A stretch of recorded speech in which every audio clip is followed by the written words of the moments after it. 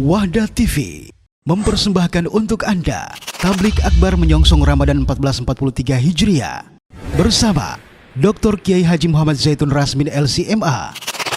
Positif artinya kita mau ikut berpikir, mencari solusi, bukan ikut menambah masalah. Apa yang bisa kita lakukan? Yang pertama, mari kita semua mengajak terutama kaum muslimin bertobat kepada Allah Subhanahu wa taala. Sebab dengan tobat ini bisa membawa karunia yang luar biasa pada negeri kita. Dr. Muhammad Yusron Ansar LCMA. La tahqiranna minal ma'rufi syai'a.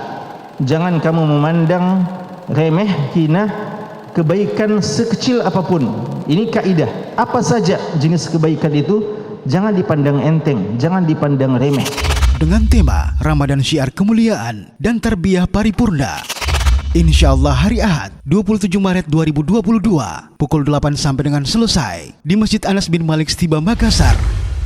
Live di Wahda TV.